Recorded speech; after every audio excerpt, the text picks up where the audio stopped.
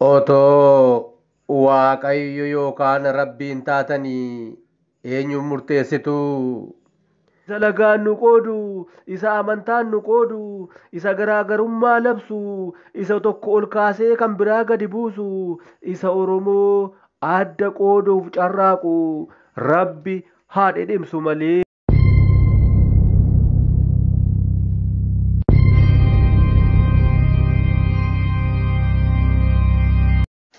Akka addaggee namaa maaliif mataa nu kortaa?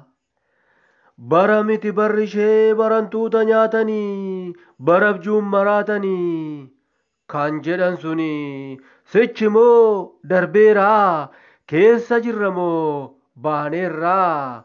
Mee wal gaafadhaa yaa firaa?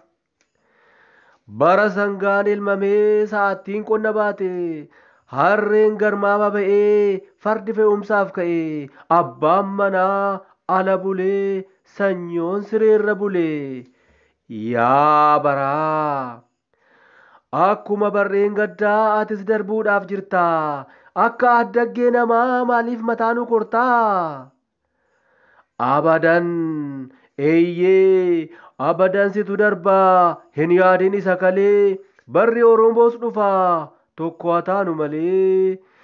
Bineensi Oromoo nyaatu Rabbi haa dhidhimsu malee. Eeyyee bineensa Oromoo nyaatu Rabbi Waaqayyo haa dhidhimsu malee. Isa lagaan nu qoodu, isa amantaan nu qoodu, isa garaagarummaa labsu, isa tokko ol kaasee kan biraa gadi buusu, isa Oromoo adda qooduuf carraaqu Rabbi haa dhidhimsu malee.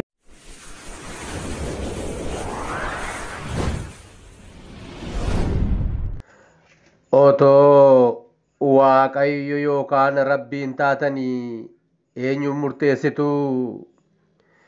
Bineensota lamatu ture. Bineensota armaan gaditti viidiyoo kanarratti argaa jirtan kana jechuudha. Lamaanuu waaqa tokko kadhachaa jiru.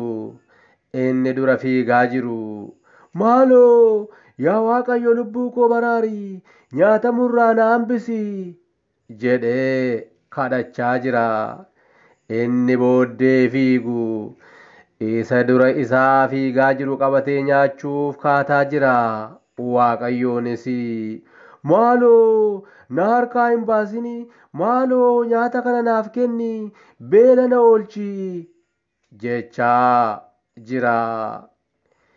Isin utuu Waaqayyoon yookaan Rabbiin taatanii eenyuuf murteessituu?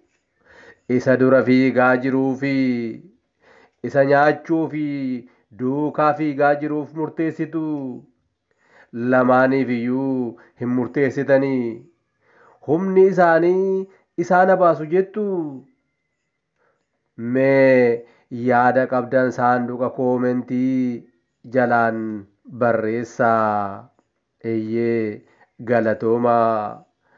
Baay'een keessan gara yuutuubii Tulluu Coqorsaa chaanaalii dhuftanii sabiskiraayib gochaa waan jirtaniif galanni Oromummaa keenya isin haa dhaqqabu.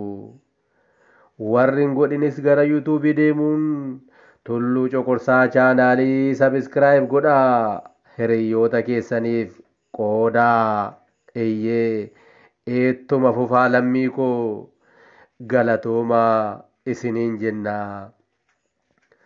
Akkuma dheengadda isiniif ibsine yeroo dhiyoo keessatti obomboleettii 22 kutaa 26ffaa qabannee dhiyaanna. Kottaa kitaaba waliin dubbisna. Namni kitaaba hin dubbisne hiyyeessa beekumsaa. Eeyyee kottaa waliin haa dubbifnu, nama guutuu haa taanu.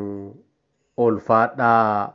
Sabiskiraayib gochuun qooduudhaan hiriyoota keessan biraa waan geessaniif daballee isin galateeffanna.